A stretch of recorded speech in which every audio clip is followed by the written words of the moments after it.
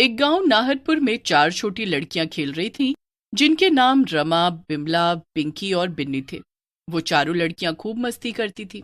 एक दिन चारों लड़कियां खेल रही होती हैं, तभी रमा बाकी तीनों लड़कियों से बोलती है, अरे सहेलियों, बड़ा समय हो गया है ये रस्सा टाप खेलते हुए, क्यों ना कुछ और खेला जाए। रमा की बात सुनकर बिन्नी हंसने लगती है और बोलती है, कह तो तू सही रही है रमा, ये रस्सा टापने के गेम से तो मन दुखी हो गया है, कुछ और खेलने का मन कर रहा है अब तो। बिन्नी की बात सुनकर पिंकी बोलती है, हाँ तुम दोनों ने तो मेरे मुंह की बात छीन ली, मैं कहती हूँ क्यों न छुपन छुपाई खेला जाए, काफी समय हो गया है। फिर चारों सहेलियां मिलकर छुपन छुपाई का गेम खेलने लगती हैं। बिमला छुपने के लिए एक जंगल के अंदर चली जाती है। यहाँ छुप जाती हूँ, बिन्नी और बाकी दोनों मुझे यहाँ कभी नहीं ढूंढ पाएंगी। तभी बिमला को एक साइकिल दिखती है और वो साइकिल उठा लेती है और अपनी तीनों सहेलियों के पास जाने लगती है। वाह, कितनी नई और सुंदर साइकिल है, रमा और बाकी दोनों भी ये साइकिल देखकर खुश हो जाएंगी। फिर बिमला साइकिल लेकर अपनी तीनों सहेलियों के पास पहुंचती है। तीनों लड़कियां साइकिल देखकर खुश हो जाती हैं। पिंकी बोलती है, अरे वाह बिमला, कितनी मस्त साइकिल है, तुझे कहाँ से मिली ये, मजा आ गया इसे देखकर। फिर बिमला उन तीनों से साइकिल के बारे में बताती है। बिमला की बात सुनकर बिन्नी बोलती है, अरे बहनों, साइकिल तो अच्छी है, लेकिन अगर हमारे घर वालों को इसके बारे में पता चला तो वो लोग इसे वापस जंगल में रख देंगे। मैं तो कहती हूँ हम तीनों रोज इस साइकिल से खेलकर रात में इसे छिपा देंगे। बिन्नी की बात तीनों सहेलियों को जच जाती है और वो इस बात के लिए मान जाती है। फिर तीनों मिलकर उस साइकिल के साथ खेलने लगती हैं। चारों खेलने में इतना मगन हो जाती हैं कि उन्हें घर जाने की याद ही नहीं रहती और उन चारों की माएं उन्हें ढूंढने लगती हैं। बिन्नी की माँ बिमला की माँ से कहती है, बहन ये चारों ना पूरी चांडाल चौकड़ी हैं, बिल्कुल भी नहीं सुनती। अब बताओ, इतनी रात हो गई और चारों आवारा सांड की तरह घूम रही हैं। सही कह रही हो बहन, बिल्कुल भी नहीं सुनती हैं, लेकिन क्या करूं, मेरी वाली का तो बाप बचा लेता है जब भी मैं डांटने लगती हूँ। तभी उनकी माओ को वो चारों लड़कियां आती हुई दिखाई पड़ती हैं। पिंकी की माँ गुस्से में बोलती है, कहाँ थी तुम चारों? हाँ, इतनी देर हो गई, तुम्हें पता नहीं है कि बाहर का माहौल कितना खराब है। फिर चारों की माएं उन्हें डांटते हुए घर ले जाती हैं। अगले दिन चारों सहेलियां फिर उसी साइकिल के साथ खेलने लगती हैं। ऐसे ही कई दिन बीत जाते हैं। एक शाम वो चारों लड़कियां साइकिल के साथ खेल रही होती हैं, तभी वहां एक तेज रफ्तार ट्रक आता है और उन चारों लड़कियों को कुचल देता है। ट्रक के अंदर बैठा क्लीनर ड्राइवर से बोलता है, अरे उस्ताद जी, ये क्या किया आपने? आपने 4 लड़कियों के ऊपर गाड़ी चढ़ा दी है। गाड़ी रोको और उन्हें देखो। अबे तुझे देखना है तो आगे तुझे उतार देता हूँ, जाकर देख ले। मैं नहीं रुकने का। अबे हीरो, अगर यहाँ रुके तो पब्लिक ने मार मार कर अपना रेडिएटर खराब कर देना है, समझा? फिर ड्राइवर ट्रक लेकर वहां से भाग जाता है। रात हो जाती है और चारों लड़कियों के घर वाले घर में परेशान बैठे होते हैं। बिमला की माँ बोलती है, बहनों, आज इन चारों को छोड़ेंगे नहीं, इन चारों ने तो नाक में दम कर दिया है। बताओ, इतनी रात हो गई, अब तक चारों का कहीं कुछ पता भी नहीं है। सही कह रही हो बहन, आज चारों की खूब खातिरदारी करेंगे ताकि आगे से ये चारों ऐसी हरकत ना करे। उन दोनों की बातें सुनकर पिंकी की माँ कहती है, अरे बहन, खातिरदारी तो तब करेंगे, पहले वो मिले तो सही, चलो पहले मिलकर उन्हें ढूंढते हैं। फिर चारों माएं अपनी बच्चियों को ढूंढने लगती हैं, इस बात से अनजान कि अब उनकी प्यारी बेटियां कभी वापस नहीं आने वाली हैं। उधर ट्रक से एक्सीडेंट के बाद चारों लड़कियां चुड़ैल बन जाती हैं। अरे मर गई रे, ये सब क्या हो गया, मैं तो चुड़ैल बन गई हूँ, माँ को पता चलेगा तो वो मुझे बहुत मारेगी। पिंकी की बात सुनकर बिमला रोते हुए बोलती है, अरे पिंकी मेरी बहन, मारेगी तो तब न जब उसे हम दिखेंगे, चुड़ैल किसी को नहीं दिखती सिवाय अपने दुश्मनों के। ये क्या हो गया, मेरे पिताजी तो जीते जी मर जाएंगे, वो तो मेरे बिना रोटी तक नहीं खाते। चारों चुड़ैलें आपस में, तभी वहां उन चारों चुड़ैलों की माएं आ जाती हैं और जैसा कि बिमला कह रही होती है, उनमें से कोई भी उन चारों चुड़ैलों को नहीं देख पाता। बच्चों के शव देखकर रोने लगती हैं। हाय रे मेरी बच्ची, कौन मारकर चला गया इसे, मेरी फूल सी बच्ची का देखो क्या हाल हो गया। सही कह रही है बहन, क्या हाल हो गया हमारी फूल सी बच्चियों का, ना जाने कौन मार गया इन्हें। अब हम किसको डांटेंगे, किससे प्यार करेंगे? फिर गांव वाले और चारों के माता पिता उन चारों के शवों का अंतिम संस्कार कर देते हैं। चारों बच्चियां अपने माता पिता को रोते हुए देखती रहती हैं। रमा ये देखकर बोलती है, उस ट्रक वाले की वजह से हम चारों के माता पिता की आंखों में आंसू आए हैं। हम चारों को इसका बदला लेना होगा। सही कह रही हो बहन, सही बात है, लेकिन इसके लिए हमें उस मनहूस ट्रक ड्राइवर को ढूंढना होगा। फिर चारों चुड़ैलें वहां से चली जाती हैं, लेकिन उनकी साइकिल से खेलने की आदत नहीं जाती और वो चारों साइकिल से रोज उसी जगह पर खेलती रहती है और चुड़ैल होने की वजह से उन्हें कोई देख नहीं पाता है। एक रात शंभू शराबी वहां से गुजर रहा होता है। अरे बाबा, ये क्या हो रहा है? साइकिल बिना ड्राइवर के ही चल रहा है। आज तो मैंने पी भी नहीं है, फिर इतना नशा क्यों? मुझे लगता है यहाँ कोई भूत आ गया है।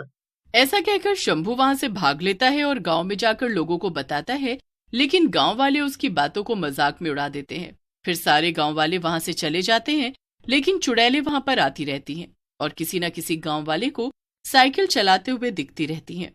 धीरे धीरे गांव वालों को भी यकीन हो जाता है कि वहां किसी चुड़ैल का ही साया है। इस वजह से वहां से कोई गांव वाला नहीं जाता है। एक दिन वही ट्रक ड्राइवर वहां से ट्रक लेकर जा रहा होता है। मैं निकला ट्रक लेके गांव से, जंगल से एक मोड़ आया, मैं ट्रक अपना पगा लाया। उस्ताद, गाड़ी रोको, सामने से कोई साइकिल आ रही है, रोको नहीं तो एक्सीडेंट हो जाएगा। अरे छोटे, ऐसे कैसे हो जाएगा? ये देख ब्रेक। लेकिन कंडक्टर जगह को पहचान लेता है और बोलता है, उस्ताद जी, ये तो वही जगह है जहां आपने एक्सीडेंट किया था और 4 लड़कियों की जान गई थी। मनहूस, धीरे से बोल, कहीं किसी ने सुन लिया तो पुलिस में केस चल जाएगा। चल, साइकिल को उठा और फेंक दे। ड्राइवर की बात सुनकर कंडक्टर साइकिल उठाने लगता है, लेकिन उससे साइकिल नहीं उठती है। लेकिन जैसे ही ड्राइवर साइकिल को छूता है, चारों चुड़ैलें वहां आ जाती हैं और बोलती हैं, तो तू है वो मनहूस जिसने हम चारों को मार डाला और यहाँ से भाग गया। चुड़ैल को देखकर ड्राइवर भागने की कोशिश करता है, लेकिन चुड़ैलें उसे पकड़ लेती हैं। कोई और चारा न देखकर ड्राइवर गांव वालों को मदद के लिए बुलाने लगता है। गांव वालों, मेरी मदद करो, मुझे बचाओ, ये चारों मेरी जान ले लेंगी, मुझे बचा लो। ड्राइवर की आवाजें सुनकर गांव वाले वहां मदद के लिए पहुंच जाते हैं, लेकिन चुड़ैलों को देखकर घबरा जाते हैं। दीनू बोलता है, अरे, इस ट्रक वाले को तो चुड़ैलों ने पकड़ा है, क्या हुआ? तभी वहां उन चारों चुड़ैलों की माएं भी आ जाती हैं। अपनी माँ को देखकर चुड़ैलें अपने असली रूप में आ जाती हैं और बोलती हैं, माँ, इस दुष्ट ने ही हमारी जान ली थी, इसी ने हम पर ट्रक चलाया था और भाग गया था। आज हम चारों इसकी जान लेकर अपना बदला पूरा कर लेंगी। रमा की बात सुनकर उसकी माँ बोलती है, नहीं बेटी, ये गलत बात है, इसके किए की सजा इसको कानून देगा। तुम चारों ऐसा मत करो और आखिरी बार अपनी माँ की बात मान जाओ। माँ, जब आप लोग कह रहे हो तो हम इन दोनों को छोड़ रहे हैं और अब हमें जाना होगा, क्योंकि हमारा बदला पूरा हो गया और हम चारों भी आपसे आखिरी बार मिल लिए। ऐसा कहकर चारों चुड़ैलें वहां से चली जाती हैं और फिर गांव वाले ट्रक वाले को पुलिस के हवाले कर देते हैं। एक बार की बात है, एक गांव में एक लड़का रहता था। उस लड़के का नाम सौरभ था। सौरभ एक 21 साल का लड़का था। सौरभ के माता पिता का देहांत उसके बचपन में ही हो गया था, इसीलिए वो अपनी नानी के साथ गांव में रहता था। सौरभ की नानी सौरभ को बहुत प्यार करती थी और उसका बिल्कुल उसके माँ बाप की तरह देखभाल करती थी। सौरभ भी अपनी नानी से बहुत प्यार करता था। नानी ने सौरभ को कभी भी उसके माँ बाप की कमी महसूस नहीं होने दी। नानी को मोर और मोरनी पालने का भी बहुत शौक था। उनके पास एक बहुत बड़ा बगीचा था जिसमें बहुत सारे मोर और मोरनी थे। नानी उनकी बहुत देखभाल करती थी। वे उन मोर और मोरनी को अपने बच्चों की तरह ही रखती थी। एक दिन सौरभ अपनी नानी से अपनी पढ़ाई के सिलसिले में बात कर रहा था।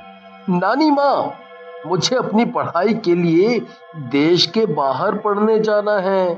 अरे वाह बेटा, ये तो बहुत बढ़िया सोचा है तूने। देश के बाहर जाकर पढ़ेगा तो बड़ा आदमी बनेगा और अपनी नानी माँ का नाम रोशन करेगा। नानी, मैं बहुत खुश हूँ कि आप मेरे इस फैसले से सहमत हो। मैं जल्दी ही यहाँ से जाने के लिए रवाना हो जाऊंगा। अरे इतनी जल्दी क्यों? अपनी नानी से दूर जाने की ज्यादा जल्दी है तुझे। नहीं नहीं नानी माँ, ऐसा नहीं है। मुझे क्यों जल्दी होगी आपसे दूर जाने की? पर मेरी पढ़ाई भी तो जरूरी है ना। ठीक है, पर तू एक बात बता कि जब तू यहाँ से चला जाएगा तो मैं कैसे अपना दिल बहलाऊंगी, कैसे अपना मन लगाऊंगी। नानी सौरभ के इतना मनाने पर मान जाती है और उसे बाहर देश पढ़ने के लिए जाने के लिए हाँ कर देती है। ठीक है, जैसी तेरी मर्जी। कुछ ही दिनों बाद सौरभ बाहर देश पढ़ने के लिए चला जाता है और गांव में नानी अपने मोर मोरनी के साथ सौरभ के इंतजार में अकेली रहने लगती है। बहुत साल हो गए थे सौरभ को गए हुए, पर फिर भी नानी उसका उतनी ही तीव्रता से इंतजार करती रही और सौरभ वो विदेश में दिल लगाकर पढ़ाई कर रहा था। वो भी अपनी नानी माँ से मिलने के लिए बहुत उत्सुक था। एक दिन सौरभ अपनी नानी माँ से फोन पर बात करता है। हेलो नानी माँ, नानी माँ, आप कैसी हो? तबीयत तो सही है ना आपकी? वहाँ गांव में आपका मन तो लग रहा है ना? हाँ बेटे, मैं बिल्कुल सही हूँ। यहाँ मैं अपने मोर मोरनियों के साथ अपना मन लगा लेती हूँ, पर तेरी याद भी बहुत आती है। दिन भर तेरी चिंता करती हूँ कि तू कैसा होगा, खाना खाया होगा कि नहीं, तू ठीक से पढ़ाई कर रहा होगा कि नहीं। अरे अरे अरे अरे मेरी नानी माँ, मैं भी यहाँ ठीक हूँ। पढ़ाई भी सही चल रही है। बस आपको एक खुशखबरी देनी थी। मैं 2 महीने बाद अपनी पढ़ाई खत्म करके गांव वापस आ जाऊंगा। अरे वाह बेटे, मैं बहुत खुश हूँ कि तू वापस गांव जल्दी आ जाएगा। मैं तेरा इंतजार करूंगी। हाँ नानी माँ, तुम चिंता मत करो, मैं जल्दी ही आ जाऊंगा। 2 महीने बीत जाते हैं। आज मेरा बेटा आने वाला है। वो पक्का मुझे देखकर सबसे पहले तो गले लगा लेगा।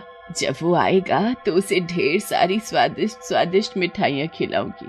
पता नहीं वो बाहर देश में कैसा खाना खाता होगा। यहाँ मेरे हाथ का खाना खाएगा तो बहुत खुश हो जाएगा। वहीं दूसरी ओर सौरभ गांव जाने के लिए रवाना हो जाता है। सौरभ एयरपोर्ट पर उतर जाता है और कैब करके गांव की तरफ निकल जाता है। सौरभ भी अपनी नानी माँ से मिलने के लिए बहुत बेताब होता है। सौरभ कैब में बैठा हुआ होता है, तभी सामने से एक बड़ा सा ट्रक आ जाता है। कैब के ड्राइवर का ब्रेक फेल हो जाता है और उनका एक्सीडेंट हो जाता है। एक्सीडेंट में ड्राइवर और सौरभ दोनों ही घायल हो जाते हैं। ट्रक वाला उन दोनों को हॉस्पिटल ले जाता है। ड्राइवर को फिर भी बचा लेते हैं, पर सौरभ को नहीं बचा पाते और सौरभ वहीं पर मर जाता है। हॉस्पिटल वाले सौरभ की लाश को शमशान में जाकर दफना देते हैं। वहां नानी सौरभ के इंतजार में बैठी होती है। इतनी देर हो गई, ये सौरभ अभी तक आया क्यों नहीं? नानी वहीं घर के बाहर दरवाजे पर खड़ी होकर सौरभ की राह देखती रही, पर इस बात से अनजान थी कि अब सौरभ कब। नानी को दरवाजे पर इतनी देर से खड़ा देख एक शख्स उनके पास आता है और पूछता है, अरे नानी, इतनी देर से यहाँ दरवाजे पर क्यों खड़ी हो? तुम्हारी तबीयत बिगड़ जाएगी। जाके अंदर घर में बैठकर आराम करो। नहीं नहीं, मैं यहाँ अपने सौरभ की राह देख रही हूँ, वो बस आता ही होगा। फिर नानी अंदर जाकर बैठ जाती है। बहुत दिन बीत जाते हैं। नानी सौरभ को लेकर बहुत परेशान होती है। मुझे सौरभ की बहुत चिंता हो रही है। पता नहीं कब आएगा, इतने दिन हो गए हैं। एक दिन जहाँ सौरभ की लाश दफन की गई थी, वहाँ एकदम से हलचल होने लगती है। सौरभ के शरीर से उसकी आत्मा निकलने लगती है और वो एक भूत बन जाता है। अब मैं अपनी नानी से मिलकर ही जाऊंगा। वो कितनी चिंता में होगी, मेरी कितनी चिंता कर रही होगी। जब उन्हें पता चलेगा कि मैं जिंदा नहीं हूँ तो वो कितनी दुखी होंगी। इससे पहले कि ये बात उन्हें किसी और से पता चले, मुझे ही कुछ करना पड़ेगा। भूत गांव की तरफ जाने के लिए रवाना हो जाता है। जब वो नानी के घर पहुंचता है तो वो देखता है कि उसकी नानी माँ अभी भी उसके इंतजार में बैठी है। अभी भी वो उसी उम्मीद में है कि कब उनका सौरभ लौट कर आएगा और कब अपनी नानी माँ को गले लगा लेगा। नानी सौरभ के इंतजार में इतनी पागल हो गई थी कि वो अपनी मोर मोरनियों से भी पूछ रही थी, अरे क्या किसी ने मेरा सौरभ देखा क्या? वो वापस आने वाला है, मुझे पता है वो आने ही वाला होगा। जब भूत ये सब देखता है तो वो अपने आप को रोक नहीं सका और जाकर अपनी नानी के सामने खड़ा हो जाता है। नानी माँ, मैं आ गया। देखो, मैं आपके सामने हूँ। मैंने आपको बहुत इंतजार कराया है ना, अब नहीं कराऊंगा, मैं वापस आ गया हूँ। पर नानी भूत को नहीं देख पाती। भूत को कुछ समझ नहीं आ रहा था कि वो क्या करे। अब कैसे वो अपनी नानी को बताए कि वो अब जिंदा नहीं है। नानी सौरभ के ख्यालात में इतनी खो चुकी थी कि उनको खाने पीने का ध्यान ही नहीं रहता। नानी या तो चौखट पर खड़ी नजर आती थी या फिर अपने मोर मोरनियों से सौरभ के बारे में बात करती हुई नजर आती थी। भूत नानी की ऐसी हालत देखकर बहुत परेशान हो जाता है। फिर उसको एक उपाय सूझता है। नानी माँ को अपने मोर बहुत पसंद हैं। अब यही मोर मेरी नानी को मेरे बारे में बताने में मदद करेंगे। नानी जब भी चौखट पर खड़ी होती थी या कहीं और होती थी तो भूत उनका एक मोर चुरा कर ले जाता था। भूत हर रोज नानी का एक मोर चुरा कर ले जाता था और उनको एक जंगल में जाकर बांध देता था। थोड़े दिन बाद नानी को महसूस हुआ कि उनके बगीचे से कुछ मोर कम होने लगे हैं। नानी को कुछ समझ नहीं आता कि ये सब कैसे हो रहा है। एक बार नानी को बगीचे में किसी के पैरों के निशान दिखाई देते हैं और उनके साथ मोर के पैरों के भी निशान थे। हो ना हो, ये जरूर चोर का काम है। लगता है कोई चोर मेरे मोरों की चोरी कर रहा है। अब मैं इन पैरों के निशानों का पीछा करती हूँ, क्या पता शायद उस चोर का पता चल जाए। नानी उन पैरों के निशानों का पीछा करते करते एक जंगल की तरफ पहुंच जाती है। भूत नानी को जंगल की तरफ आते हुए देख लेता है और फिर सारे मोरों को बाहर छोड़ देता है। नानी एक साथ ढेर सारे मोरों को आते हुए देखकर समझ जाती है कि ये उसके ही मोर हैं और अपने मोरों को सही सलामत अपने सामने देखकर खुशी से रोने लगती है। भूत नानी के सामने आकर खड़ा हो जाता है और उसमें से एकदम से रोशनी चमकने लगती है और फिर वो भूत सौरभ जैसा दिखने लगता है। नानी उसे देखकर पहले तो डर जाती है, फिर सौरभ को अपने सामने देखकर खुशी से उसको गले लगा लेती है, पर वो उसे छू नहीं सकती क्योंकि वो तो सिर्फ उसकी आत्मा होती है। ये क्या, मैं तुझे छू क्यों नहीं पा रही? क्योंकि मैं मर चुका हूँ, ये मेरी आत्मा है। गांव के लिए आते वक्त मेरा एक्सीडेंट हो गया था, इसकी वजह से मेरी मौत हो गई। उस हाईवे के पास ही हॉस्पिटल वालों ने मेरे शरीर को गाड़ रखा है नानी। क्या ये क्या हो गया मेरे साथ? नहीं बेटा, नहीं, ये नहीं हो सकता। नानी ये सब सुनकर बहुत रोती है और भूत वहां से गायब हो जाता है। नानी अपने मोरों को वापस घर ले आती है और कुछ दिनों बाद वहीं पास वाले शमशान से सौरभ के शरीर का अंतिम संस्कार करवा देती है ताकि उसकी आत्मा को शांति